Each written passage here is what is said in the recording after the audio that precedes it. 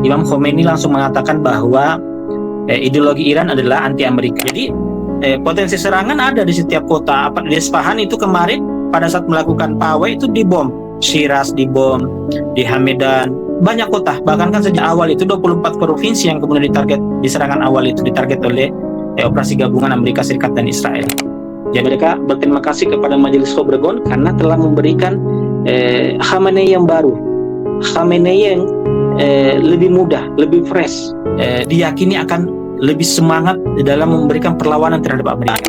Sehingga kekuatan terbesar Republik Islam Iran ini selain dari pertolongan dari Allah Subhanahu wa taala, ya kekuatan rakyat, tidak bisa tidak. Jadi kalau ada orang-orang yang mengagumi Tufanul Aqsa, mengagumi perjuangan Hamas yang tidak kenal henti, tidak kenal menyerah, itu di belakangnya siapa? Dulu orang-orang Gaza, orang-orang Palestina berjuang mempertahankan haknya, berusaha mengusir penjajah itu dengan lontaran batu. Nah, siapa yang membantu kemudian mereka sehingga mereka bisa mengubah metode perlawanannya hanya melontar batu sekarang dengan melontarkan roket-roket.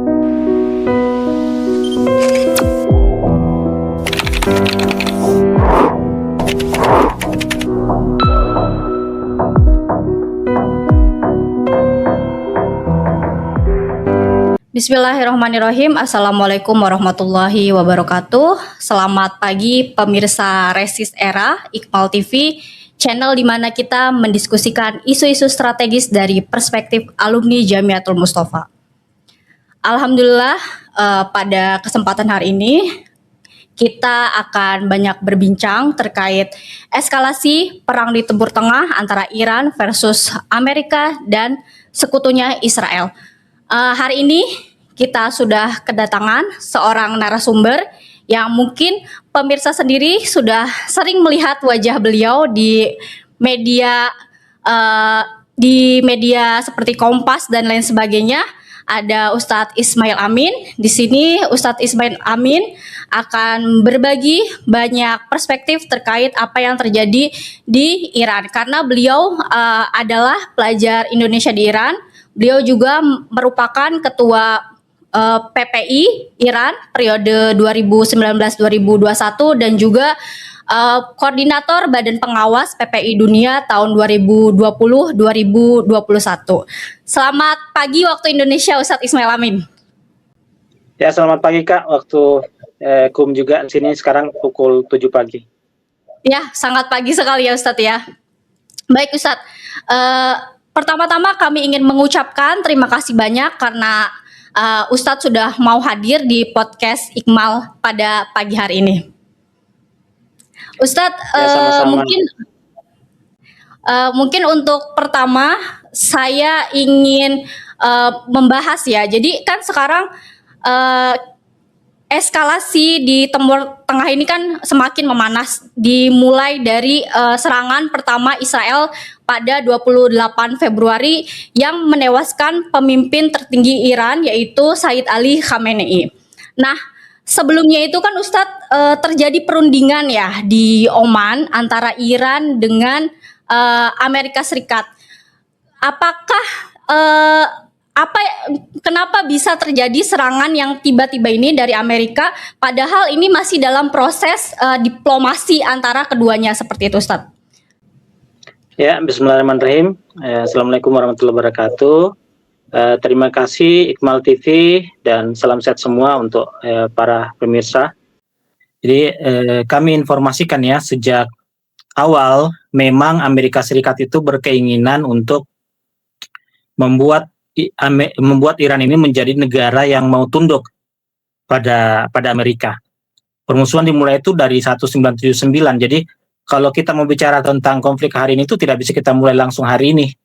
Tidak serta-merta Amerika Serikat punya alasan langsung menyerang.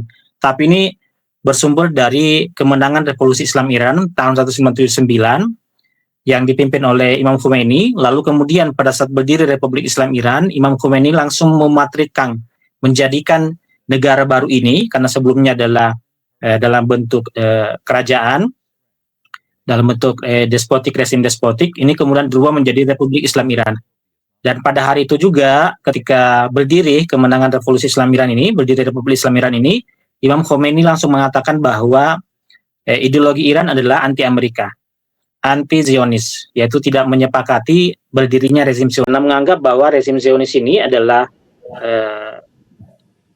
proksinya Amerika Serikat yang sengaja disimpan, sengaja dicangkokkan, sengaja dipaksakan untuk berada di Timur Tengah untuk menjaga kepentingan Barat, kepentingan Amerika Serikat. Sehingga ini tidak disepakati oleh Imam Khomeini dan menginginkan sejak itu rezim Zionis ini hilang dari muka bumi. Nah, sejak saat itu Amerika Serikat yang sebelumnya waktu Iran dikuasai oleh Shah Pahlavi itu adalah negara sekutu, bahkan Iran bisa disebut saat itu sebagai negara satelitnya Amerika, negara yang menjadi benteng kepentingan Amerika Serikat di Timur Tengah. Nah, ketika Imam Khomeini berkuasa itu kemudian berubah. Nah, disinilah dari sejak itulah Amerika Serikat juga memiliki permusuhan kepada Iran. Jadi permusuhan kepada Amerika bukan permusuhan Amerika kepada Iran bukan hari ini saja atau bukan dimulai dari 1-2 tahun atau 10 tahun 20 tahun yang lalu, tapi dari 40 tahun lebih dari 4 dekade sejak 1979.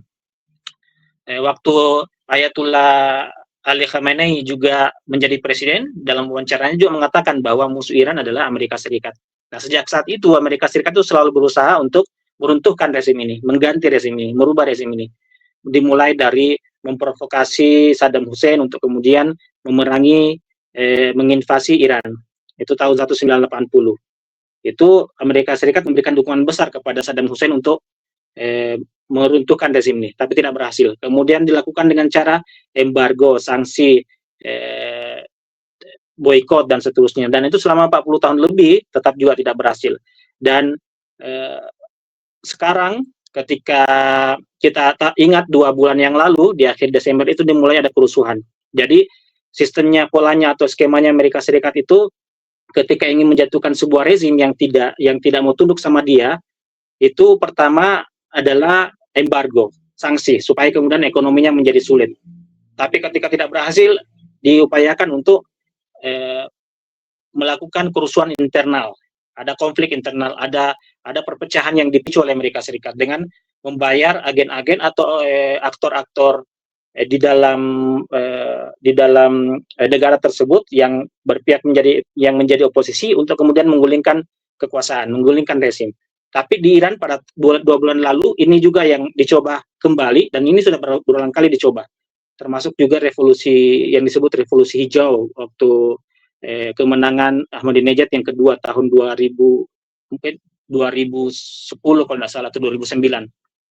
Itu juga telah dilakukan upaya seperti itu. Ini diulang lagi pada kerusuhan kemarin dengan membayar agen-agen yang kemudian banyak korban jiwa. Itu tidak berhasil. Jadi awalnya Amerika Serikat ingin menyerang Iran itu dengan alasan ingin membantu rakyat Iran yang sedang berusaha untuk menggulingkan rezim.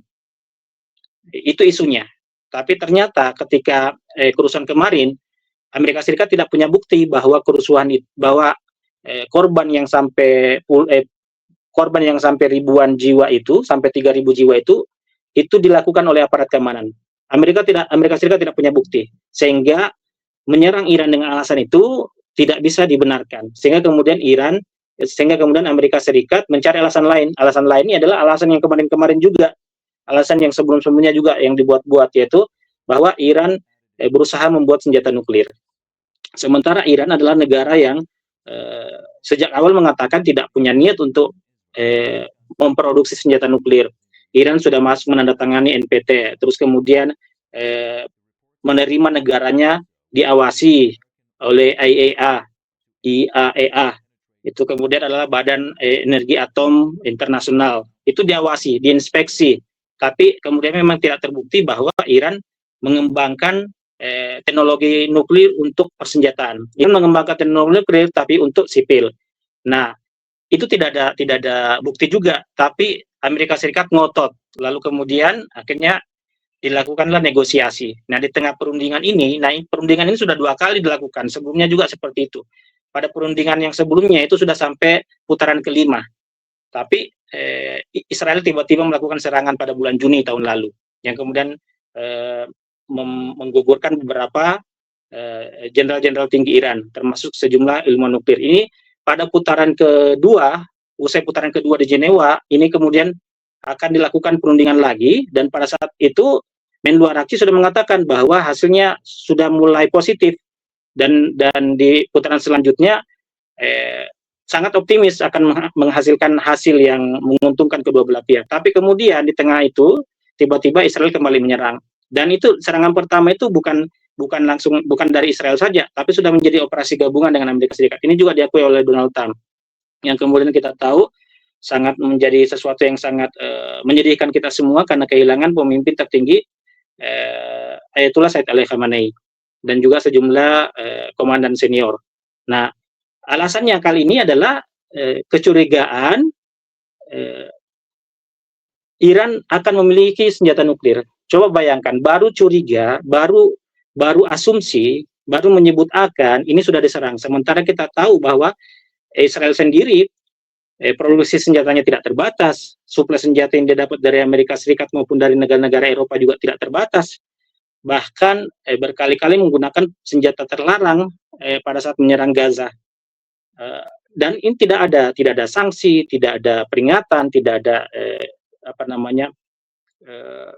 kecaman, bisa berbuat semaunya saja, sehingga kemudian Iran menganggap bahwa serangan Amerika Serikat dan Israel melalui operasi gabungan itu ke Iran pada tanggal 28 Februari kemarin, itu adalah serangan yang ilegal. Dan Iran sudah secara resmi menyatakan keberatan ke Dewan Keamanan PBB dan juga mengajukan tuntutan ke Mahkamah Internasional. Begitu, Kak.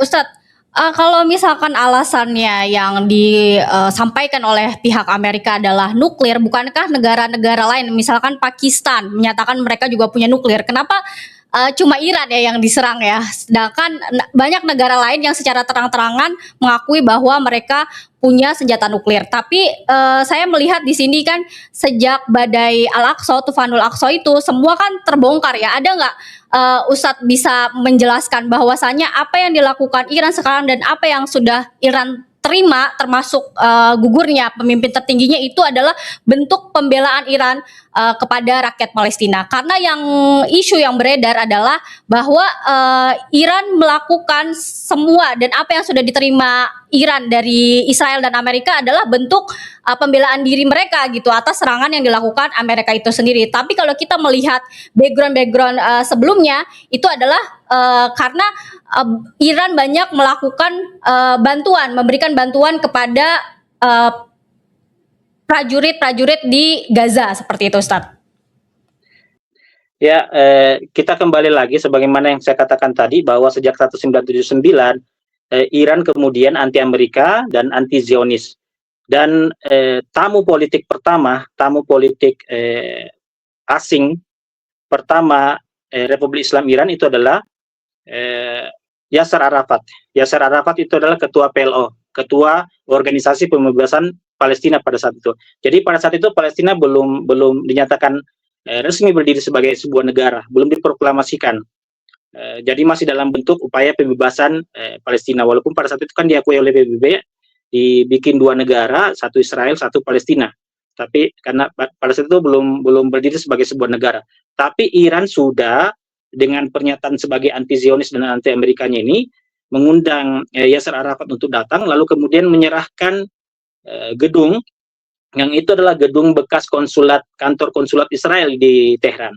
Itu diserahkan kepada Yasser Arafat, diberikan kuncinya oleh putranya Imam Khomeini untuk dijadikan sebagai kantor kedutaan Palestina di Tehran. Jadi kantor kedutaan besar Palestina pertama di dunia itu ada di Tehran. Ini banyak yang orang tidak tahu. Artinya sejak saat itu Iran sudah menyatakan membela dan mendukung perjuangan Palestina untuk merdeka. Jadi Palestina belum berdiri menjadi sebuah negara, Iran sudah punya kedutaan besar Palestina. Dan logistik operasional kantor ini tuh dibiayai dan ditanggung sepenuhnya oleh pemerintah Iran. Jadi gaji-gaji pegawainya yang itu juga dari orang Palestina, operasionalnya, listriknya, gasnya, kertas-kertasnya, istilahnya biaya administrasinya dan semuanya itu ditanggung oleh pemerintah Iran, termasuk gaji pegawainya itu ditanggung sepenuhnya. Itu sejak 1979, masih seminggu dari hari kemenangan Revolusi Islam Iran. Yasser Arafat sudah menjadi tamu pertamanya negara yang baru terbentuk ini. Itu sudah menyatakan seperti itu. Kemudian kita lihat dukungan-dukungan lainnya. Dukungan dengan membentuk kelompok-kelompok perlawanan, mendukung Hizbullah, kemudian mendukung Fatah karena waktu itu kan belum terbentuk Hamas. Lalu kemudian termasuk ikut memprakarsai berdirinya Hamas ini, karena ketika Fatah, ketika Yasser Arafat itu kemudian menerima normalisasi, itu kan kemudian dukungan Iran beralih ke Hamas, karena Hamas tetap bersikeras untuk kemudian bisa merdeka sepenuhnya, yaitu mengusir penjajah Zionis. Itu dukungan dialihkan ke Hamas. Begitu juga pernyataan Imam Khomeini tentang Yaumul Quds, menetapkan hari Jumat terakhir Ramadan sebagai Yaumul Quds. Itu adalah dukungan Iran yang bukan cuma simbolik, bukan cuma sekedar retorika, tapi juga dengan dana, dengan moral, pelatihan militer, dan seterusnya. Dan itu berlangsung sampai sekarang, dukungan dan bantuan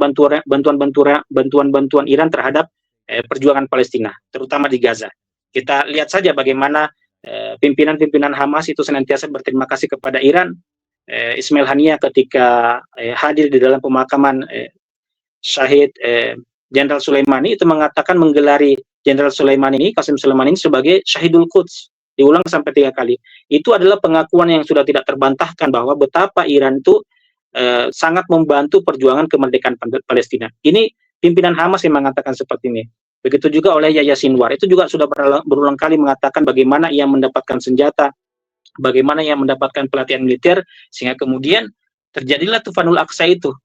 Jadi kalau ada orang-orang yang mengagumi Tufanul Aqsa, mengagumi perjuangan Hamas yang tidak kenal henti, tidak kenal menyerah, itu di belakangnya siapa?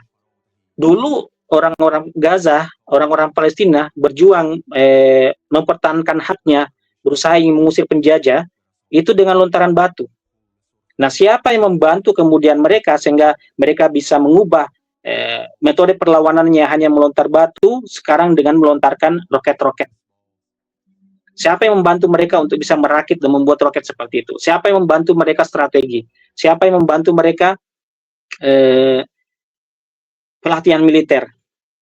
Itu tidak mungkin datang dengan sendirinya. Kita tahu bahwa negara-negara Arab sekitarnya ia membantu, tapi membantu logistik, membantu makanan, membantu pengungsian, membantu kebutuhan-kebutuhan dasar pokok, tapi tidak membantu senjata.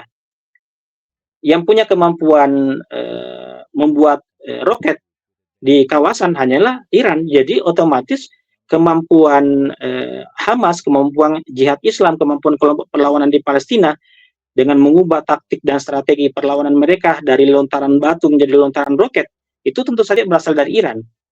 Ini banyak orang yang mengagumi itu, tapi kemudian mengabaikan keberadaan Iran. Itu sesuatu yang seperti melakukan mutilasi, memotong step-step ini perjalanan perjuangan Palestina. Itu sama saja mengabaikan perjuangan Palestina ini sendiri.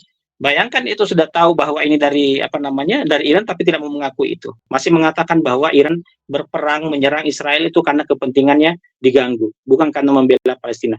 Nah, sekarang pertanyaannya, kalau dengan statement seperti itu, kenapa kemudian Iran diserang oleh Israel? Kenapa Iran dibunuh pemimpin tertingginya, dibunuh jenderal-jenderalnya, dibunuh ilmuwan nuklirnya? Apa alasan Israel? Alasannya paling utama ya karena Iran berdiri dan konsisten untuk membantu Palestina. Tidak ada alasan lain. Kalau Iran mau istilahnya tanda petik normal hidup sebagai sebuah negara yang mementingkan kepentingan nasionalnya, itu pasti akan mendukung saja Israel. Minimal tidak mengganggu Israel supaya aman, kan, sebagaimana Qatar, sebagaimana Bahrain, sebagaimana negara-negara Arab lainnya yang sejahtera, yang makmur, yang aman, yang stabil. Itu karena tidak mengganggu Israel, tidak juga mengeluarkan pernyataan-pernyataan kecaman matbar Amerika, matbar Israel, kebinasan untuk Amerika, kebinasan untuk Israel, dan tidak mengganggu Israel di pertemuan-pertemuan internasional. Iran selalu mengkritik dan selalu menunjukkan penentangannya terhadap kebijakan-kebijakan Zionis dan kebijakan-kebijakan Amerika di Timur Tengah. Ya, kalau Iran mau tenang ya pasti Iran tidak perlu, ya sebagaimana Oman juga. Oman kan tenang, stabil negaranya, makmur rakyatnya. Ya karena tidak perlu berseteru Nah, Iran kalau mau seperti itu juga bisa. Bahkan Iran akan menjadi negara yang lebih makmur, lebih sejahtera, lebih modern, lebih maju dibandingkan negara-negara Arab lainnya. Tahun satu sebelum sebelum revolusi, Iran sudah menjadi negara yang termakmur di kawasan Qatar. Orang waktu itu belum mengenal ada Abu Dhabi, ada Doha, ada Manama, kota paling paling maju, paling modern, paling terkenal yang menjadi kunjungan orang-orang Eropa, ya Teheran. Tapi kan dengan berubah menjadi Republik Islam Iran dengan identitas keislaman yang disematkan di dalam nama negara ini, ya otomatis sebagaimana Islam yang diyakini oleh orang-orang Iran, oleh pemimpin-pemimpin Iran, yaitu anti anti hegemoni, anti kolonialisme, dan itu yang terus dipegang. Terus jenderal-jenderal dan pemimpin tertinggi serta ilmuwan nuklirnya itu dibunuh karena membela Palestina selama ini. Kenapa jenderal-jenderalnya Iran terbunuh di Lebanon, terbunuh di Suriah, terbunuh di Irak. Jenderal Qasim Soleimani kan dibunuh di Irak, di Baghdad. Ya karena upaya pembebasan Palestina ini. Bayangkan satu-satunya negara yang punya brigade khusus, yang punya pasukan elit khusus, yang tujuan utamanya dalam membebaskan Al-Aqsa, membebaskan Palestina adalah Iran. Ada Brigade Al-Quds namanya. Brigade inilah yang kemudian sebelumnya dipimpin dikomandoi oleh Jenderal Qasim Soleimani. Jenderal Qasim Soleimani dibunuh ya karena itu, karena perjuangan pembebasan Palestina itu. Lalu kemudian dikatakan Jenderal Qasim Soleimani dibunuh. Terus kemudian Iran membalas dengan menyerang pangkalan militer Amerika Serikat. Artinya apa? Artinya Iran hanya membela kepentingannya sendiri. Ya, tidak nyambung. Ya memang juga otomatis karena alasannya dibunuh Jenderal Qasim Soleimani. Tapi alasan dibunuhnya Jenderal Qasim Soleimani apa? Karena pembelaannya pada Palestina. Karena Jenderal Qasim Soleimani membantu pelatihan militer, membantu strategi. Jenderal-jenderal yang dibunuh di Suriah, di Damaskus, itulah jenderal-jenderal penasihat militer yang dibunuh. Termasuk juga jenderal yang dibunuh di Beirut. Itu artinya Iran yang selama ini memberikan pembelaan terhadap Palestina. Karena itu diserang. Karena itu sebagaimana yang sekarang juga. Alasannya kenapa diserang karena kekhawatiran Israel ini ya, kekhawatiran Israel Iran punya senjata nuklir. Kenapa khawatir? Kenapa takut? Karena dengan ideologi Iran yang anti Zionis, kalau Iran punya nuklir itu berbahaya dan mengancam eksistensi Israel. Karena itu Iran diserang. Jadi dan karena Iran diserang, Iran kemudian punya hak legal untuk kemudian menyerang balik. Sudah mengantongi hukum internasional karena Iran tidak serta-merta bisa menyerang Israel begitu saja. Karena kalau ilegal serangannya Iran akan diserang oleh pasukan keamanan PBB. Indonesia juga bisa gabung di situ. Bahkan sesuai aturan Indonesia harus gabung untuk kemudian menyerang Iran. Nah, Iran tidak mau seperti itu. NATO akan ikut bergabung karena pelanggaran yang dilakukan oleh Iran. Kenapa sekarang ketika Donald Trump mengajak NATO untuk bergabung, NATO menolak? Ya karena serangan Amerika Serikat ilegal, ya kan? Misalnya Donald Trump mengajak Indonesia untuk bergabung menyerang Iran. Indonesia pasti menolak karena serangannya ilegal. Nah, karena begitu juga Iran tidak mau serangannya ke Israel, serangannya ke pangkalan militer Amerika Serikat di kawasan itu ilegal. Karena kalau ilegal, ya Iran yang akan babak belur. Karena itu, kenapa Iran baru menyerang Israel? Ada kan bilang, kalau memang Iran membela Palestina, kenapa tidak menyerang Israel dari dulu? Gaza di genocide, dibombardir, kenapa Iran diam saja? Sekali lagi, Iran tidak diam. Iran melawan melalui kelompok perlawanan tadi. Kenapa Iran tidak bisa menyerang langsung Israel? Tidak ada aturan hukum yang membolehkan Iran melakukan itu. Kenapa? Karena Palestina belum sah menjadi sebuah negara, belum diakui oleh PBB, menjadi sebagai sebuah negara yang utuh, yang berdaulat, belum diakui. Keanggotaannya bukan keanggotaan penuh. Memang ada presiden, memang ada sistem-sistem pemerintahan, tapi belum diakui secara internasional oleh PBB. Jadi belum utuh. Nah, ada aturan main, sebuah negara yang berdaulat itu bisa minta tolong ke negara lain, ke negara sekutu, ke negara sahabat untuk membantu dia ketika dia mendapatkan masalah keamanan. Sebagaimana Ukraina diserang oleh Rusia, Ukraina bisa minta tolong Amerika Serikat membantu mensuplai senjata, membantu militer dan seterusnya. Kemarin juga Azerbaijan sempat konflik dengan Armenia, dibantu oleh Turki, bisa minta bantuan. Yaman yang waktu presidennya Mansur Al-Hadi, itu bisa minta tolong ke Arab Saudi untuk membantu pemberontakan Houthi. Dan begitu juga Bashar Assad Suriah bisa minta tolong ke Iran. Itu legal. Jadi serangan Iran Iran membantu Bashar Assad untuk mengatasi pemberontak itu sah, legal karena diakui oleh hukum internasional. Tapi Palestina tidak bisa minta bantuan, tidak bisa minta bantuan militer. Karena itu Iran membantu kelompok-kelompok perlawanan non government ini, non pemerintah ini, non negara ini, seperti Hamas, seperti Hizbullah, seperti Ansarullah, seperti Jihad Islam, seperti kelompok-kelompok perlawanan di Irak, untuk kemudian melawan Israel. Itu yang dilakukan oleh Iran. Nah, ketika kemudian Iran diserang, Iran kemudian punya hak legal untuk menyerang balik. Dan ini yang dilakukan Iran sekarang. Begitu, Kak. Ya, terima kasih Ustadz, penjelasannya sangat dalam sekali ya Ustadz, analisisnya sangat dalam. Nah Ustadz, terkait sikap pemerintah Iran yang tadi Ustadz bilang bahwasanya pemerintah Iran anti Zionisme, anti kapitalisme, kolonialisme, apakah itu sejalan dengan sikap masyarakatnya itu sendiri? Yang terjadi kan kemarin pemimpin tertinggi mereka gugur, syahid, dibunuh. Nah, masyarakat Irannya itu sendiri melihat itu bagaimana? Apakah akhirnya tercerai-berai atau justru mereka semakin solid, semakin kuat? Ya gini, Kak. Kemenangan revolusi Islam Iran ya tahun 1979 itu kalau tidak mendapatkan dukungan besar dari rakyat ya tidak akan menang. Apalagi revolusi itu terjadi tanpa perlawanan bersenjata, tidak sebagaimana agak selama ini kan mengklaim juga kan yang orang-orangnya Jolani ini menganggap bahwa itu revolusi dengan menjatuhkan Bashar Assad. Mereka kan mengklaim itu revolusi. Tapi itu tidak sepenuhnya mendapatkan dukungan rakyat. Mereka mendapatkan kekuasaan karena bantuan persenjataan dari luar, dukungan politik, dukungan logistik dari kepentingan asing. Sementara Iran tidak. Dia berangkat dari rakyat sendiri, dari keinginan rakyat yang kemudian mendapatkan pemimpin yang karismatik, pemimpin yang dicintai, pemimpin yang dihormati, pemimpin yang ditaati, sehingga kemudian revolusi Islam Iran ini menang. Nah, revolusi Islam Iran ini menang, mendirikan Republik Islam Iran, itu sampai sekarang masih mendapatkan dukungan besar rakyat Iran. Masih mendapatkan dukungan mayoritas rakyat Iran. Buktinya apa? Ketika perayaan kemenangan revolusi Islam Iran, yang yaitu 22 Bahman, itu jatuh biasanya 10 atau 11 Februari, itu selalu dihadiri oleh jutaan rakyat Iran. Oleh jutaan rakyat Iran yang senantiasa selalu setiap tahun memperbaharui bayat mereka, memperbaharui janji kesetiaan mereka, loyalitas mereka, dukungan mereka. Itu kita lihat.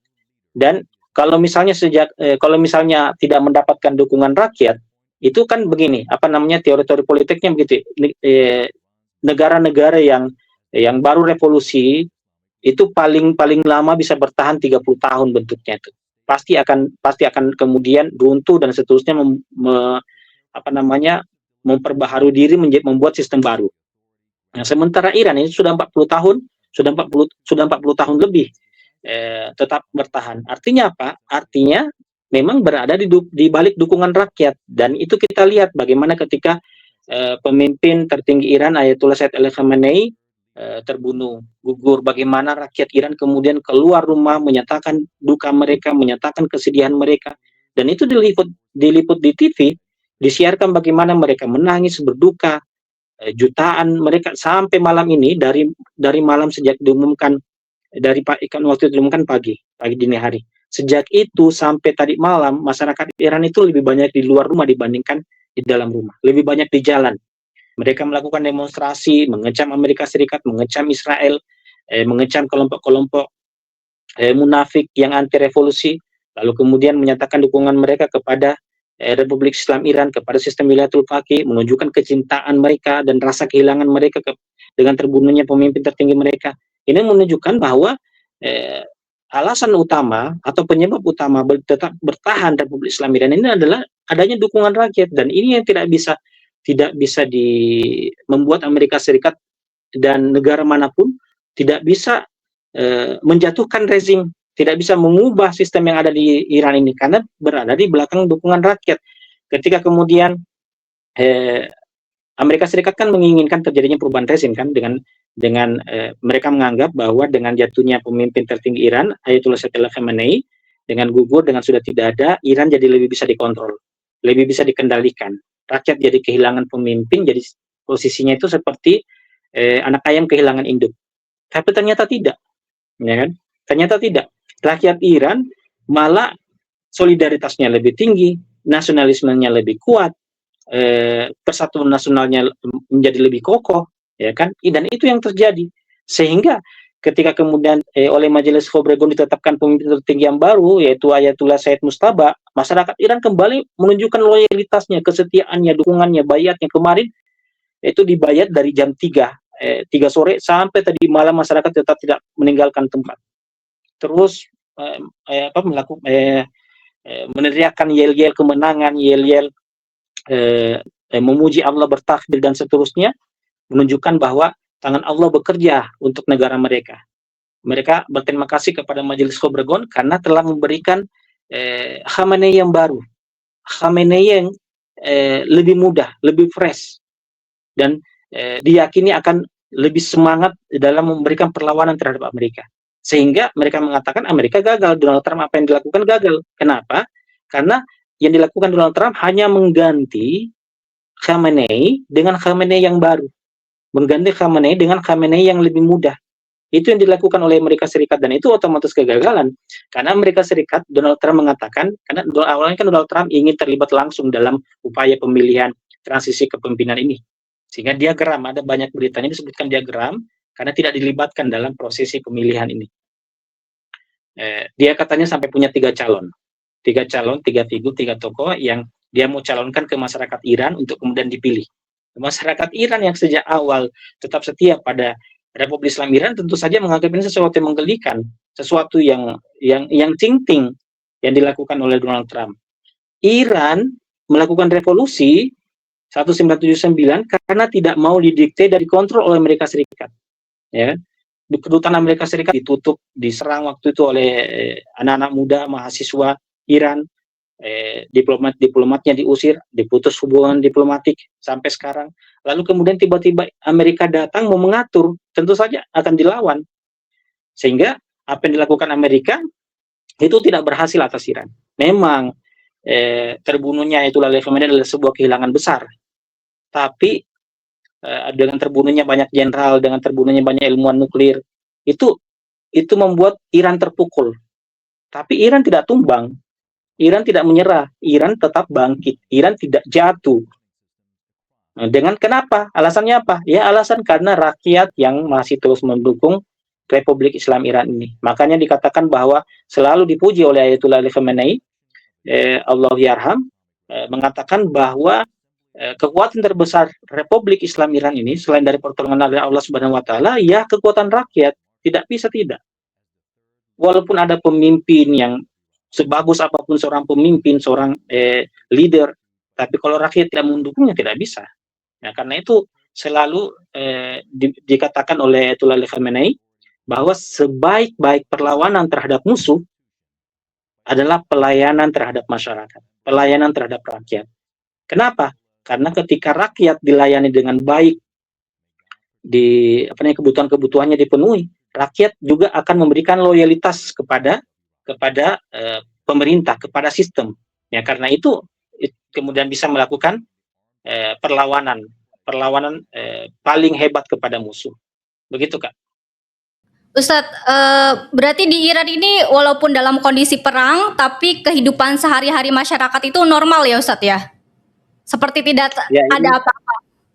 Iya, ini sering kali ditanyakan, termasuk saya sering diminta live report ya, memberikan laporan langsung tentang kondisi situasi terakhir, situasi terkini. Ya saya tidak bisa mengatakan yang lain selain saya mengatakan bahwa keadaannya stabil saja, normal-normal saja, kondusif. Kenapa? Karena walaupun bahkan kemarin aksi unjuk rasa, demonstrasi rakyat Iran, pawai kemenangan dengan terpilihnya kembali pemimpin tertinggi, terpilihnya Said Mustaba sebagai pemimpin tertinggi, itu mereka pawai. Di saat mereka pawai, di saat mereka demonstrasi, itu ledakan di mana-mana. Dan itu tidak membuat mereka membubarkan diri mereka atau lari terbirit-birit, tidak. Mereka malah meneriakkan takbir, melihat ledakan-ledakan terjadi. Nah, itu di saat mereka keluar rumah di saat mereka melakukan demonstrasi, apalagi hanya sekedar ke supermarket, hanya sekedar melakukan aktivitas harian, itu betul-betul sangat normal. Tidak ada perubahan apa-apa. Memang ada pembatasan-pembatasan tertentu, terutama di tempat-tempat strategis, tempat-tempat sensitif, itu dibatasi aksesnya, termasuk juga kan ditetapkan sebagai hari libur nasional tuh 7 hari.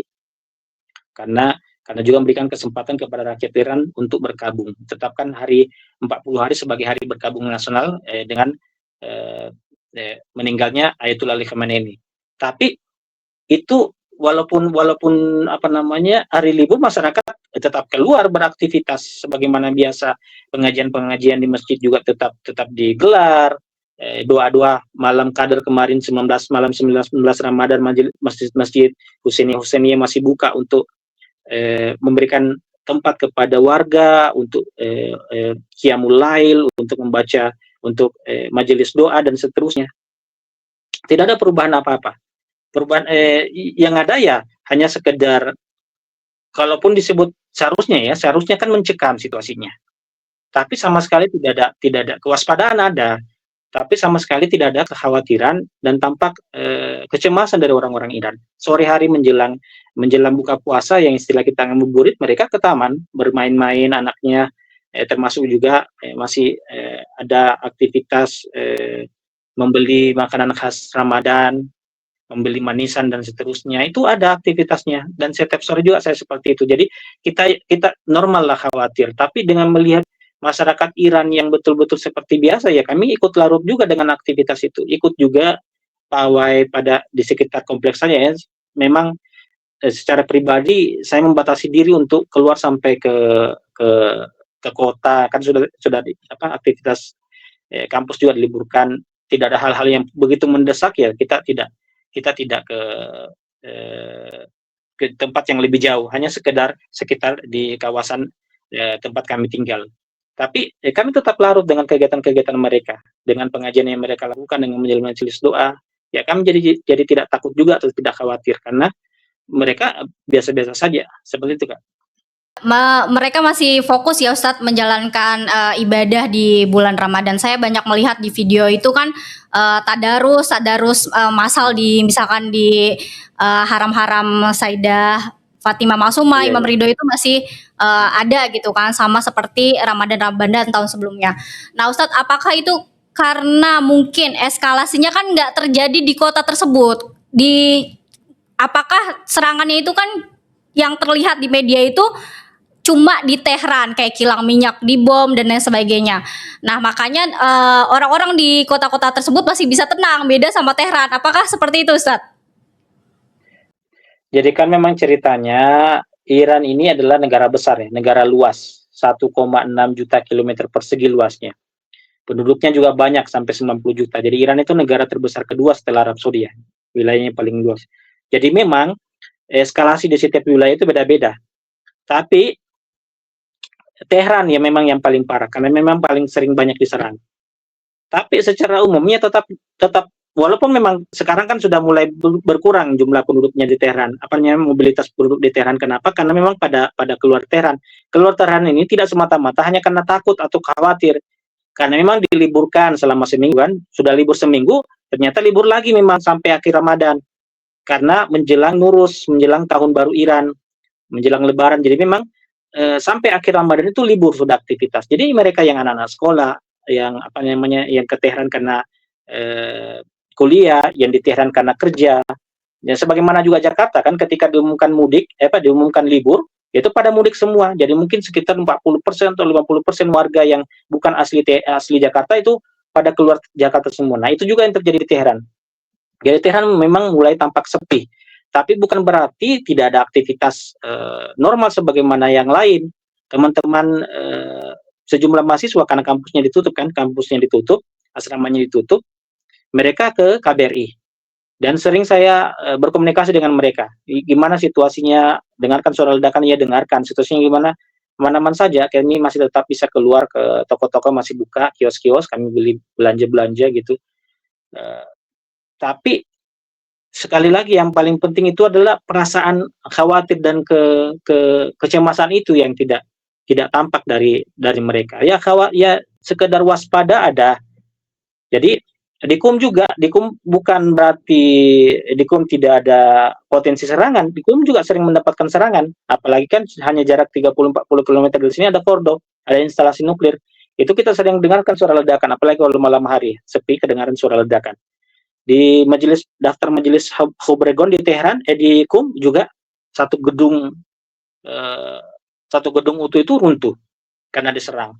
Eh, apa namanya, sejumlah sejumlah eh, daftar marja juga saya tidak lihat, saya belum tahu seperti apa dampak serangannya, tapi daftar marja Ayatullah Makorim katanya diserang juga. Sejumlah tempat di KUM diserang. Kami mendengarkan juga suara-suara ledakan sesekali. Jadi potensi serangan ada di setiap kota. Di Isfahan itu kemarin pada saat melakukan pawai itu dibom. Shiraz dibom, di Hamedan, di banyak kota. Bahkan kan sejak awal itu 24 provinsi yang kemudian di serangan awal itu ditarget oleh operasi gabungan Amerika Serikat dan Israel. Jadi setiap wilayah itu punya potensi serangan. Yang di Hormozgan kan sekolah minap itu yang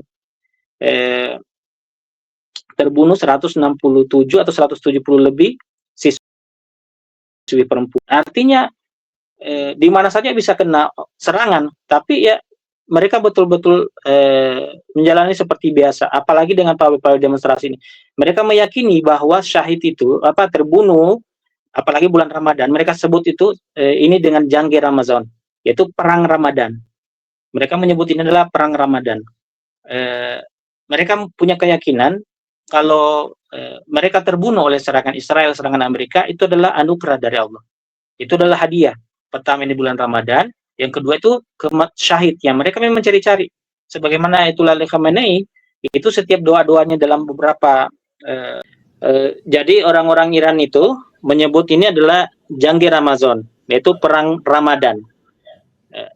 Jadi dalam keyakinan mereka menganggap bahwa kalaupun mereka terbunuh oleh serangan Amerika Serikat dan Israel, itu adalah anugerah dan hadiah bagi mereka. Karena posisi dan derajatnya adalah mencapai kesyahidan, apalagi ini bulan Ramadan. Oleh karena itu ya tidak ada kekhawatiran sama sekali bagi mereka. Mereka menganggap bahwa yang terkena bomnya Israel itu, bomnya Amerika itu dipilih oleh Allah. Jadi kalau saya misalnya tidak terbunuh atau belum terkena dampak serangan, itu karena memang saya belum terpilih. Jadi mereka melakukan aktivitasnya secara normal, biasa, keluar rumah. Ya kan itu yang menjadi keyakinan mereka. Ini juga yang disampaikan oleh Jenderal Qasim Soleimani, bahwa ya kami adalah putra-putranya Husain yang mencintai dan menginginkan kesyahidan. Sebagaimana Ayatullah Khamenei memang di bulan-bulan terakhir ini, itu senantiasa dalam doa-doanya, itu senantiasa meminta kesyahidan. Permintaan-permintaannya kepada rakyat Iran, kepada tamu-tamunya, itu selalu mengatakan bahwa saya minta untuk didoakan untuk saya bisa mati syahid. Itu terus yang menjadi bagian dari permintaannya. Dan ini dikabulkan oleh Allah Subhanahu wa taala dengan serangan kemarin.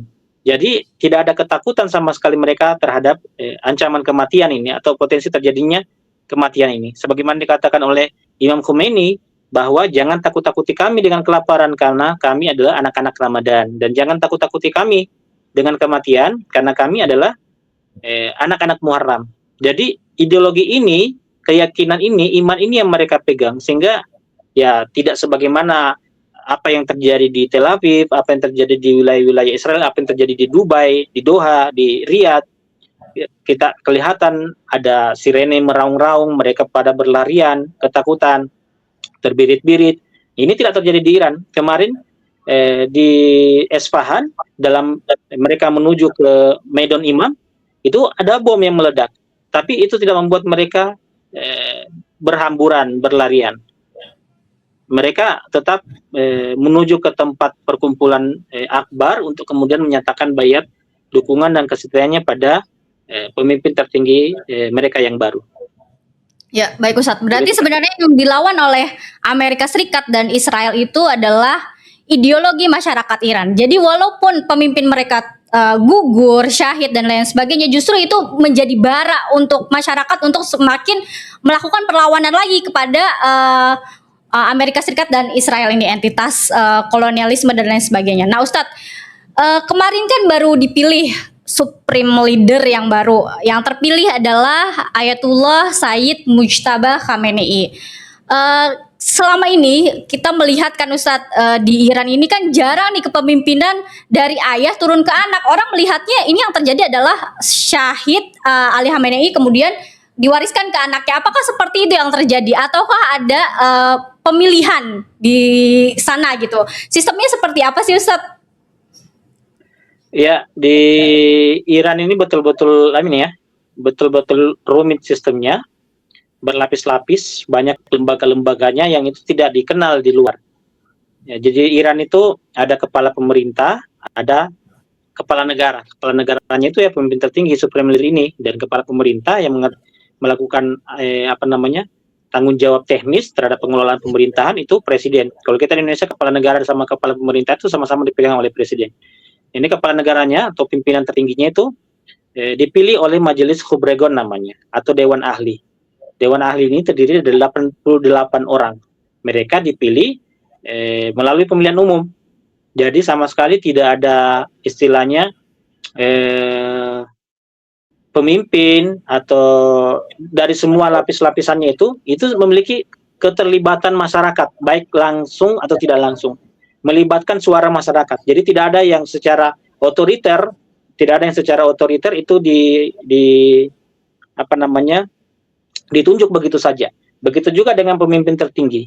Pemimpin tertinggi ini dipilih oleh Majelis Khubregon. Majelis Khubregon dipilih oleh rakyat. Jadi Majelis Khubregon kemarin bersidang dengan kondisi yang begitu sangat sulit ya, karena gedung-gedung Majelis Khubregon ini di berbagai kota itu diserang oleh Israel dan Amerika. Mereka tidak menginginkan ada transisi kepemimpinan yang itu malah semakin menguatkan sistem. Itu yang mereka mau cegah.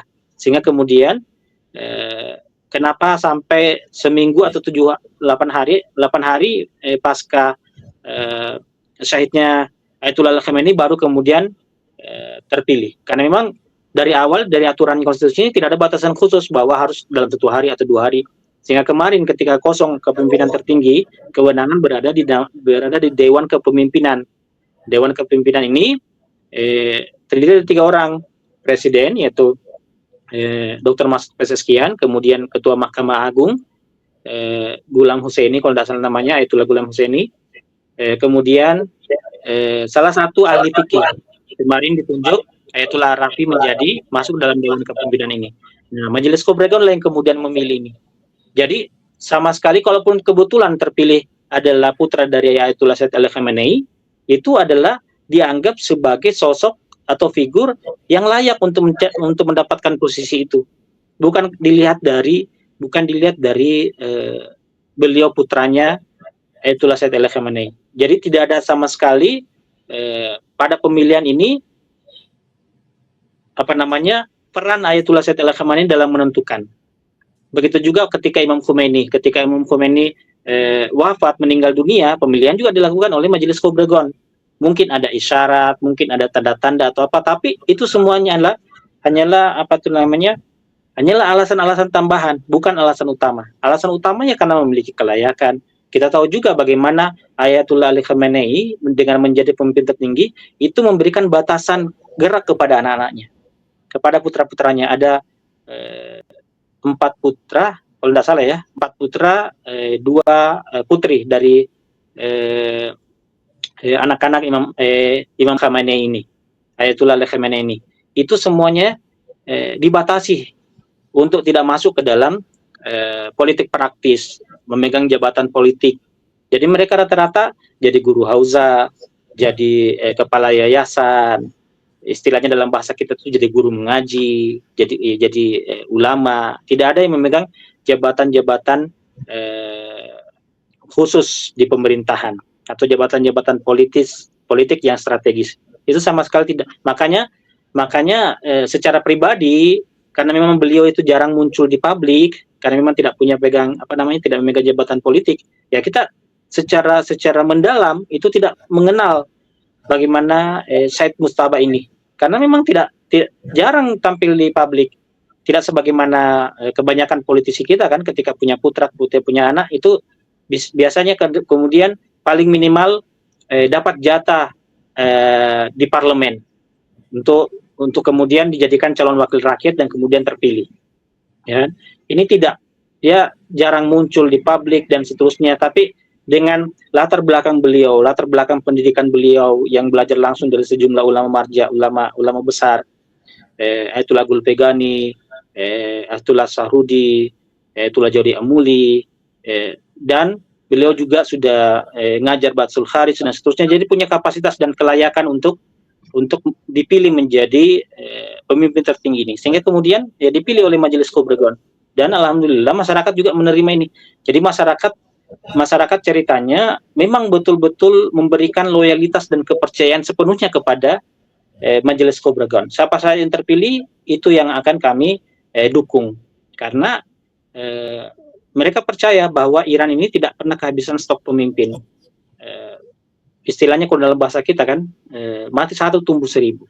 Jadi dibunuh satu maka yang lain akan muncul pengganti-penggantinya yang tidak kalah hebatnya. Dan mereka senang, masyarakat Iran bergembira karena mereka mengatakan bahwa yang hadir menjadi pemimpin tertinggi kami adalah Khamenei yang baru, yang itu lebih muda dari Khamenei sebelumnya. Sehingga spirit perlawanan, spirit perjuangan, semangat mereka untuk menjaga kedaulatan Iran menjadi lebih kuat dan lebih besar. Sebagaimana dulu ketika wafatnya Imam Khomeini, terpilih kemudian Ayatullah Ali Khamenei sebagai pemimpin tertinggi, mereka menyebutnya Ayatullah Khamenei itu dengan sebutan Khomeini yang lain. Jadi mengatakan Ayatullah Ali Khamenei ini adalah Khomeini yang lain, adalah Khomeini juga dengan berada di tubuh yang berbeda. Jadi mereka keyakinannya seperti itu. Jadi keyakinan mereka, makanya loyalitas dan dukungan mereka itu tetap besar kepada pemimpin-pemimpin tertinggi mereka. Dan sekarang yang ketiga itu karena keyakinan mereka bahwa semangat, spirit, cita-cita, kapabilitas, kredibilitas, semuanya itu setara. Mereka yakinnya seperti itu, sehingga mereka mendukung pemimpin tertinggi mereka yang terpilih. Jadi bukan karena semata-mata bahwa dia putranya Ayatullah Sayyid Ali Khamenei sehingga kemudian dikatakan oh ini membangun dinasti. Tidak seperti itu. Tapi memang karena kelayakan dan kapabilitasnya. Bukan semata-mata istilahnya ada faktor orang dalam. Tidak seperti itu di Iran. Bukan nepotisme ya Ustadz ya. Nah Ustadz, banyak pengamat bilang ya, kemarin kan baru terpilih, kemudian banyak di media sosial kita yang mengatakan bahwa Sayyid Mujtaba ini lebih gahar lah dibanding ayahnya. Apakah seperti itu? Karena sulit sekali yang menemukan kayak misalkan informasi beliau terlibat dalam pemerintahan yang sifatnya militer dan lain sebagainya. Apakah ada background beliau di situ Ustadz, di militer, atau ada pengetahuan lain gitu, pernah belajar dan lain sebagainya? Ya, sebagaimana pemuda-pemuda Iran di masa revolusi, di masa perang Devomukades namanya, perang melawan Irak, kan begitu Iran berdiri, Republik Islam Iran, tidak sampai setahun itu diserang sama, lebih setahun sih, diserang sama Irak. Lalu kemudian Iran terpaksa melakukan perang yang dipaksakan selama 8 tahun. Nah, putranya Sayyid Ali Khamenei, Sayyid Mujtaba, ikut juga terlibat dalam perang ini. Jadi ikut juga dalam kesatuan-kesatuan militer, ikut juga membela tanah air mereka di garis terdepan. Sementara pada saat itu posisi ayahnya adalah sebagai presiden Iran. Dan sekarang kan sering digugat tuh ke Donald Trump. Kau minta tentara-tentara Amerika untuk berperang melawan Iran, kok tidak kau kirim putramu? Sementara pada saat Sayyid Ali Khamenei menjadi presiden, ya dia libatkan putranya untuk kemudian membela tanah air. Tidak ada keistimewaan khusus karena dia putra presiden, jadi kamu bebas, tidak perlu ikut wajib militer, tidak perlu ikut bertempur di medan pertempuran di garis terdepan. Ya, kalau ada statement yang mengatakan atau analis mengatakan bahwa Sayyid Mujtaba ini lebih gahar, ya karena lebih mudah saja. Kita belum sekali lagi karena informasi kita tentang beliau itu sangat sedikit, karena sebagaimana juga waktu sebagaimana keluarganya yang lain, putra-putranya yang lain itu sangat minim sekali yang paling kita bisa dapatkan karena betul-betul tertutup, terbatasi aksesnya untuk mengetahui tentang keluarga mereka. Kenapa? Ya karena memang menjaga ini supaya tidak tidak aji mumpung kan istilahnya, bahwa mumpung ayahku rahbar sehingga kemudian memanfaatkan itu.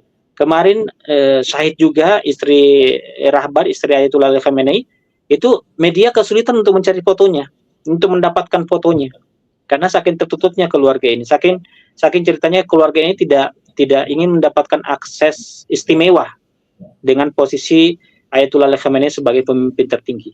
Foto istri beliau itu setengah mati untuk didapat oleh media, untuk karena tradisi di sini ketika ada meninggal pasang posternya. Itu kesulitan media untuk mendapatkannya karena saking tertutupnya. Padahal kalau dipikirkan istilahnya bisa jadi ibu negara lah, istilahnya seperti itu. Tapi tidak ada keistimewaan khusus yang begitu berlebihan untuk kemudian orang-orang terdekat dari Ayatollah Khamenei ini, putra-putranya, istrinya, itu mendapatkan keistimewaan. Begitu juga Said Mustaba ini, kita belum kita belum bisa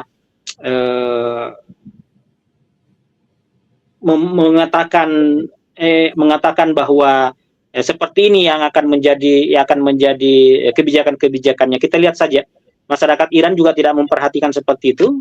Masyarakat Iran sejak selama 8 hari tidak ada pemimpin tertinggi, mereka juga sama sekali tidak terpikirkan tentang isu siapa yang akan menjadi pengganti.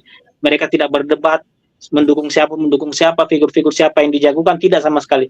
Mereka fokus dengan kesedihan mereka, kedukaan mereka atas kehilangan kepemimpinan tertinggi mereka. Makanya sering juga kan saya tanya, bagaimana wacana atau narasi yang berkembang di masyarakat tentang pemimpin tertinggi, siapa yang mereka jagokan, figur-figur mana yang muncul, itu sama sekali tidak ada.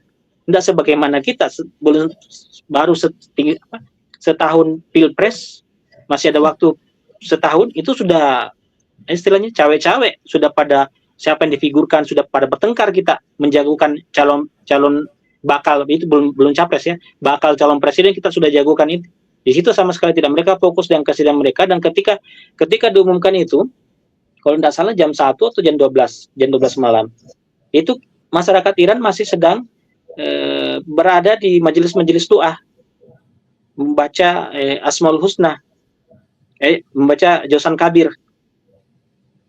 Itu masih di tengah doa, pembaca doa, pemimpin doa tiba-tiba berhenti lalu mengatakan, saya akan membacakan berita penting, Majelis Kobrogon telah mengumumkan bahwa pemimpin tertinggi yang terpilih, semua bertakbir, semua tiba-tiba berdiri menyatakan takbir, menyatakan sukacita mereka. Sebelumnya tidak ada siapa ya kamu jagokan siapa ya, tidak ada pembicaraan seperti itu. Jadi solidaritas, kekuatan dan kepercayaan mereka terhadap sistem ini begitu sangat besar. Begitu Kak. Ya Ustadz. Nah, menurut pengamatan Ustadz, eskalasi perang antara Iran dengan Amerika beserta anteknya Israel ini akan berlangsung panjang atau tidak Ustadz? Karena tadi sempat saya lihat ada statement dari Trump sendiri bahwa perang ini akan segera berakhir, seperti itu. Jadi sejak awal Iran kan berusaha untuk tidak terjadi perang. Jadi Iran mengatakan kami tidak akan memilih perang sebagai opsi utama kami. Kami tetap memilih perdamaian, negosiasi, perundingan. Tapi kalau kami dipaksa untuk berperang, dengan kami diserang lebih dulu, kami akan membalas. Jadi Iran ingin memperlihatkan kepada dunia bahwa yang mengawali perang ini bukan Iran. Yang kedua, Iran menyatakan karena kalian yang mengawali, keputusan untuk mengakhiri perang ini itu berada di tangan kami. Jadi berada di tangan Iran. Jadi menurut Iran lah yang kemudian berhak untuk memutuskan kapan perang ini akan berakhir. Dan menurut Iran sendiri, perang ini akan berlangsung lama sampai betul-betul Amerika Serikat dan Israel itu menyerah. Sementara dalam persepsinya dari klaimnya Donald Trump bahwa perang ini akan berhenti dengan Iran menyerah tanpa syarat. Dan dia mengatakan bahwa perang ini sudah akan tidak lama lagi akan berakhir karena ada 3 klaim dari Donald Trump yang baru-baru ini diungkapkannya. Pertama, angkatan militer Iran sudah melemah, sudah istilahnya sudah lumpuh. Mungkin kalaupun ada masih sisa 15%, 20%. 80%-nya itu sudah dilumpuhkan oleh kekuatan militer Amerika Serikat dan Israel. Yang kedua, klaimnya lagi adalah angkatan laut Iran itu sudah tidak ada. Sudah hancur. Kapal-kapal perangnya itu sudah dihancurkan semua. Sudah tidak ada lagi kekuatan angkatan lautnya. Yang ketiga, komunikasi di Iran itu sudah diputus. Sudah tidak bisa berkomunikasi antara satuan satu dengan satuan yang lain. Tidak ada lagi sistem komando dari para militer ini. Sehingga Lontar mengatakan saya tidak tahu bagaimana sekarang mereka berkomunikasi. Ini klaim Donald Trump. Klaim pertama bahwa kekuatan militer Iran sudah lumpuh.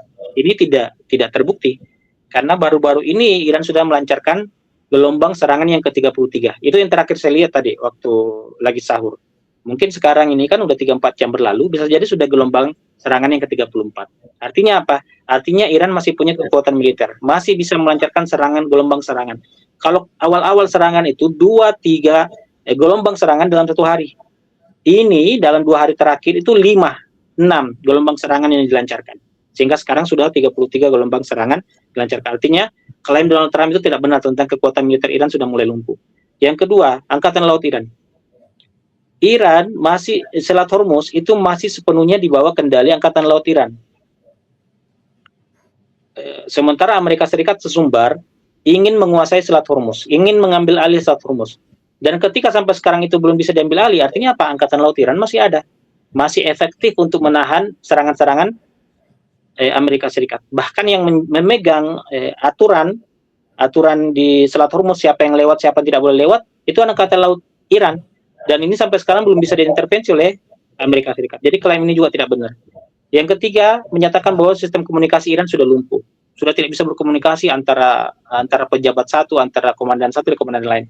Sementara apa yang saya lakukan ini menunjukkan saya ini warga biasa, masih bisa berkomunikasi dengan teman-teman di tanah air, dengan keluarga di tanah air, bahkan dengan media di tanah air untuk kemudian memberikan informasi. Apalagi mereka pasti komunikasinya masih tetap terjalin, masih tetap terjaga. Artinya itu hanya klaim-klaim. Jadi Iran sampai sekarang menyatakan bahwa yang menentukan perang ini berakhir adalah Iran. Iran juga tetap tidak mau bahwa perang ini akan berlangsung lama. Makanya eskalasi intensitas serangannya itu diperbanyak oleh Iran. Yang kemarin cuma 2-3 gelombang satu hari, ini menjadi 5-6. Artinya apa? Artinya Iran juga ingin menyelesaikan cepat perang ini. Karena banyak hal-hal yang harus dibereskan, termasuk juga adalah proses pemakaman Ayatullah Ali Khamenei. Sampai sekarang itu masih ditunda, awalnya diumumkan 7 Maret, tapi kemudian mungkin faktor pertimbangan keamanan dan seterusnya, faktor pertimbangan lain, sehingga kemudian ditunda. Sampai sekarang belum ditentukan kapan. Pasti Iran juga ingin agar pemakaman ini segera dilakukan. Karena itu Iran juga menginginkan agar perang ini juga cepat usai. Tapi cepat usainya itu bukan karena menerima permintaan gencatan senjata sebagaimana sebelumnya pada perang Juni hanya 12 hari dan bukan menerima gencatan senjata sebenarnya istilahnya. Sepakat untuk tidak menyerang. Jadi ketika Israel dan Amerika Serikat mengatakan bahwa kami tidak akan lagi menyerang, Iran mengikuti kesepakatan itu. Oke, kalau kalian tidak menyerang, kami juga tidak akan menyerang. Nah, jadi Iran tidak akan mengambil opsi itu lagi. Iran menyatakan bahwa akan berhenti menyerang ketika Israel dan Amerika Serikat betul-betul istilahnya tidak punya kekuatan lagi untuk mengganggu Iran. Artinya apa? Artinya pangkalan-pangkalan militer Amerika Serikat yang ada di kawasan itu sudah hancur. Harus hancur, dipastikan hancur, lebur, dan tidak punya kekuatan efektif lagi untuk bisa menyerang Iran, mengganggu Iran. Begitu juga di Israel. Bagaimana sekarang pengamat media-media Israel sendiri mengatakan bahwa sistem pertahanan udara mereka itu sudah tidak berfungsi sama sekali. Sehingga serangan Iran itu selalu lolos masuk ke dalam pertahanan Israel. Jadi kita tidak bisa memastikan sampai kapan. Intinya Iran mengakui bahwa masih punya stok senjata, stok roket yang mengatakan bisa sampai 2 tahun dia gunakan dengan skala dengan skala serangan seperti saat ini. Seperti setiap hari seperti ini menyerang, katanya dia punya stok roket rudal itu sampai 2 tahun berperang. Jadi memang sejak awal banyak yang prediksi bahwa perang ini akan berlangsung lama, ya. Tapi Iran sudah memastikan bahwa Iran punya pengalaman berperang dengan Irak selama 8 tahun, dan juga Iran membuktikan punya daya tahan yang sangat kuat dengan diembargo, disanksi, dengan kehidupan ekonomi yang begitu sangat sulit. Masyarakat Iran terbukti bisa bertahan. Dan kita Ya. lihat dalam kondisi perang seperti ini, tidak ada gejolak dari masyarakat yang meminta kepada pemerintah untuk berhenti saja berperang. Kami kelelahan misalnya, kami capek begini-begini terus, tidak. Mereka tetap menyatakan dukungan mereka terhadap pemerintah Islam Iran. Begitu, Nah, Kak. baik Ustadz, menarik sekali ya penjelasannya. Nah, ini kan Amerika menyerang Iran. Sebelumnya kan Amerika pernah mengintervensi Afghanistan, Irak. Apa perbedaan masyarakat Iran dengan kedua negara ini? Karena yang kita lihat yang terjadi di Irak adalah gejolak, eskalasi, kemudian akhirnya negaranya hancur lebur. Apakah di kemudian hari jika perang ini berlangsung lama seperti yang tadi Ustadz sampaikan ya, apakah Iran nasibnya akan sama seperti negara-negara tersebut yang diintervensi oleh Amerika Serikat beserta sekutunya? Ya, kita harus, tadi kan sebenarnya sempat sudah dijelaskan perbedaan ini dengan negara lain, bahwa Republik Islam Iran ini berdasarkan keinginan rakyat. Jadi ketika sudah kekuasaannya Shah Pahlavi jatuh, itu Imam Khomeini melakukan referendum. Dan ini yang tidak dilakukan oleh Irak, oleh Afghanistan, oleh Suriah, oleh Libya, oleh negara-negara lain. Referendum, meminta kepada rakyat untuk menentukan sendiri nasibnya. Maunya apa? Dua pilihan diberikan oleh Imam Khomeini. Jumhuriyah Islami Iran atau yang lain. Itu saja. Jumhuriyah Islam Iran atau bukan. Jadi pilihannya itu yes or not. Itu saja pilihannya. Ketika pilihannya masyarakat terbanyak adalah Jumhuriyah Islami Iran, artinya mempercayakan kepada Imam Khomeini untuk kemudian membentuk ini, memimpin Jumhuriyah Islami Iran. Tapi kalau ternyata pilihannya lain, Imam Khomeini akan menyatakan mundur, atau Imam Khomeini menyatakan tidak terlibat, ya silakan. Kalau kalian punya alternatif lain, silakan. Jadi Republik Islam Iran berdiri atas dukungan rakyat melalui referendum legal, sah, bahwa itu adalah suara mayoritas rakyat Iran. Kalau tidak salah ya 98% yang memilih dan menetapkan memilih Jumhuriyah Islami Iran saat itu. Sehingga kemudian Imam Khomeini yang kemudian terlibat dalam proses penyusunan konstitusinya dan seterusnya. Sehingga kemudian terbentuk Republik Islam Iran. Keinginan rakyat sendiri. Sementara Saddam Hussein itu mendapatkan kekuasaannya melalui kudeta. Muammar Gaddafi melalui kudeta.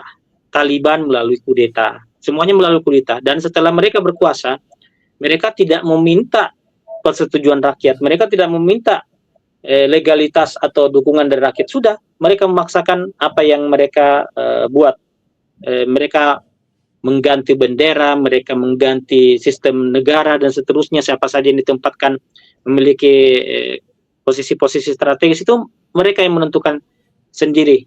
Sehingga kemudian masyarakat itu tidak merasa memiliki negara itu, tidak merasa tidak merasa bahwa negara ini atas pilihan kami terbentuknya. Sehingga ketika kemudian diinvasi oleh Amerika Serikat, sebagaimana Irak diinvasi, sebagaimana Libya diinvasi sama NATO, memang ada pembelaan, memang ada istilahnya bela tanah air, tapi ya tidak bagaimana apa yang kita lihat di Iran. Karena itu tadi, Iran berbeda dengan negara-negara lain. Sebagaimana sering diulang oleh Ayatollah Khamenei, bahwa apa yang dilakukan Donald Trump, apa yang dilakukan Amerika selama 40 tahun ini terhadap Iran itu karena mereka tidak mengenal Iran. Tidak mengenal sistem pemerintahnya Iran kayak seperti apa, kenegaranya Iran kayak gimana, ideologinya gimana, masyarakatnya gimana, termasuk struktur alamnya gimana, itu mereka tidak paham, tidak mengerti. Sehingga ini kan sudah ada wacananya juga bahwa Iran akan diserang melalui jalur darat. Dan itu dikatakan oleh Menlu Araqchi, silakan kami menunggu. Dengan optimis dan rasa percaya diri yang begitu sangat tinggi. Kenapa? Karena memang berbeda. Sistem struktur alami Iran itu berbeda dengan struktur alam negara-negara lain. Belum lagi sistem komando militernya kayak gimana, ada namanya Sepapasdaran, ada namanya Garda Revolusi, ada namanya Artes memang. Jadi ada Sepapasdaran, ada ini Sepapasdaran itu Garda Revolusi, ada kemudian tentara reguler. Berbeda dua perannya ini.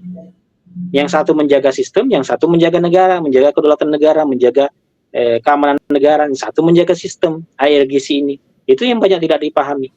Sistem kepemimpinan juga banyak tidak dipahami. Jadi berbeda. Kalau bahasanya Ustadz Muslim Labib itu, Iran ini adalah anomali berbeda dengan yang lain. Sehingga ketika berbeda, jangan paksakan cara yang sama. Kau berhasil di Libya, kau berhasil di Irak, kau berhasil di Suriah. Ya dengan cara-cara seperti itu jangan kau berhasil di Venezuela. Jangan paksakan dengan di Iran, karena Iran berbeda. Ketika semua ini berhasil, ya mungkin karena strukturnya sama, apa namanya, masyarakatnya juga psikologinya sama, tapi Iran berbeda. Nah, karena Iran berbeda, jangan paksakan cara yang sama-sama ini tadi. Silakan pikir cara yang berbeda. Dan inilah yang sering dikatakan, disindir oleh Ayatullah Khamenei. Mereka sampai sekarang masih memaksakan cara yang sama, yang itu jelas-jelas gagal oleh presiden-presiden sebelumnya, masih saja itu terus yang diulang-ulang. Artinya mereka tidak berpikir, mereka tidak mau berusaha untuk mengenal Iran. Ya kan, dengan cara sanksi. Di presiden-presiden sebelumnya Iran disanksi, terus kemudian Donald Trump datang lagi dengan memberikan sanksi yang katanya lebih keras, sanksi lebih berat, tapi tidak berhasil. Masih saja ulang kemarin waktu negosiasi diperketat lagi sanksinya. Padahal dikata berapa kali kamu sudah memberikan sanksi dengan jenis-jenis sanksi yang tidak jelas itu. Iran adalah satu-satunya negara di dunia ini yang memiliki yang diberlakukan sanksi yang begitu sedemikian berat, tapi masih bisa menunjukkan eksistensinya, masih bisa mandiri, masih bisa mencapai kemajuan-kemajuan. Itu gagal. Upaya invasi lagi, Israel kemarin sudah menguji coba invasinya ke Iran, gagal.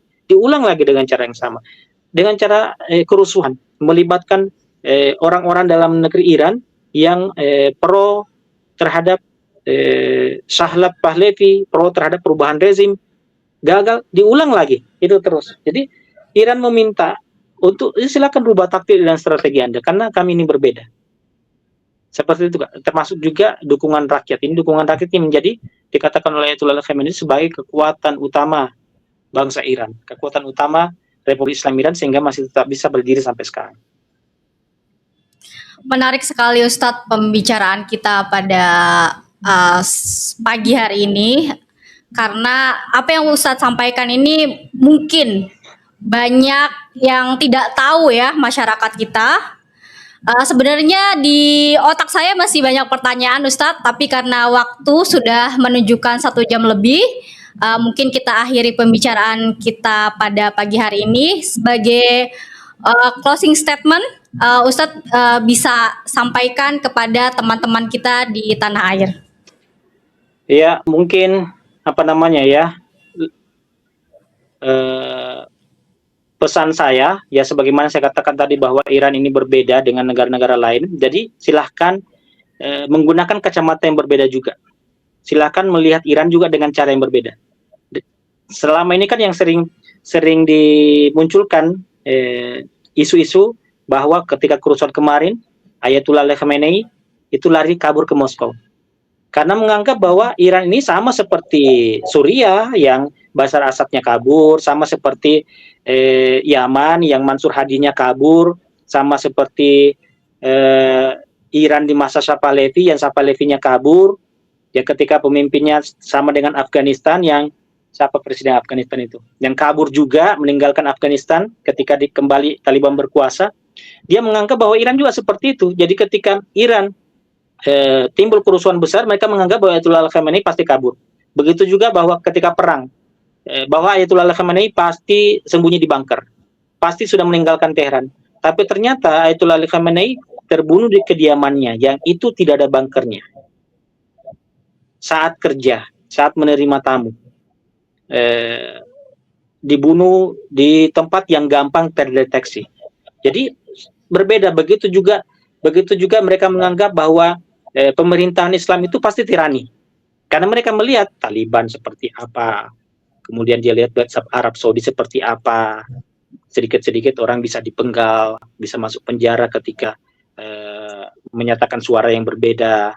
Mereka menganggap bahwa karena Iran ini Republik Islam Iran, pasti tirani, pasti memaksakan kehendak, pasti mengekang kebebasan, pasti banyak melakukan pelanggaran HAM, pasti perempuan itu dibatasi pergerakannya, tidak diberikan kebebasan berpolitik, tidak diberikan kebebasan keluar rumah dan seterusnya, aktivitas di luar rumah dan seterusnya.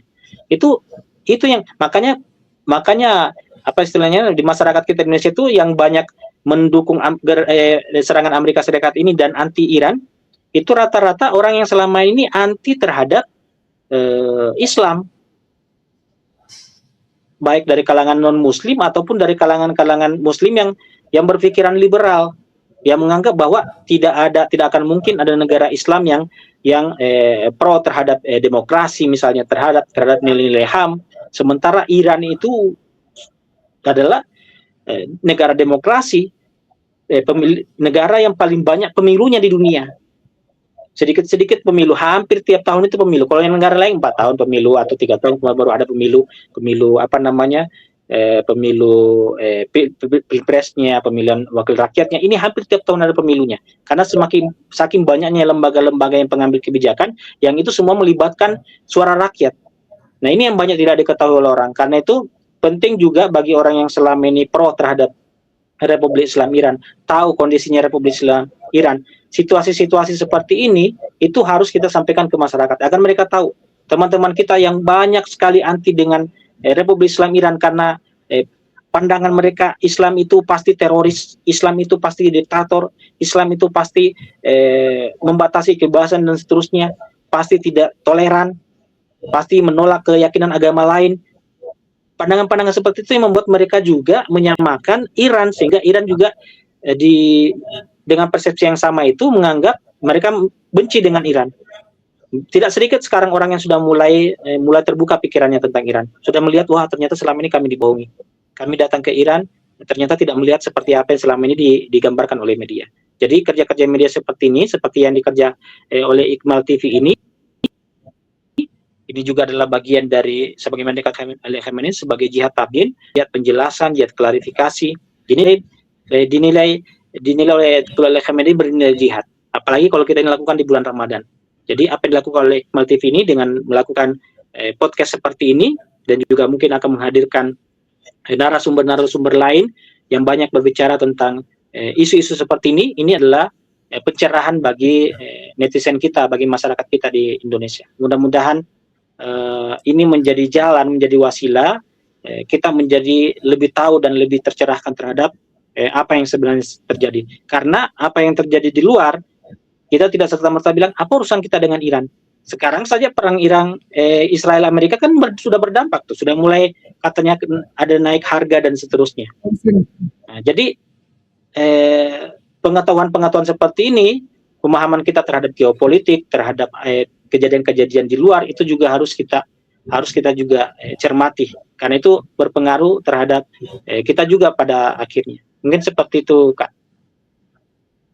Ya, baik. Terima kasih banyak Ustadz Ismail Amin sudah mau hadir di podcast Iqmal TV Resist Era. Semoga bermanfaat bagi pemirsa semua. Dan kami dari tim Resist Era Iqmal TV mengucapkan selamat Ramadan Ustadz. Semoga antum sekeluarga dilindungi Allah Subhanahu wa taala. Terima kasih. Demikian pemirsa Resist Era Iqmal TV, kita sudah berbincang banyak dengan Ustadz Ismail Amin. Beliau adalah diaspora Indonesia di Iran.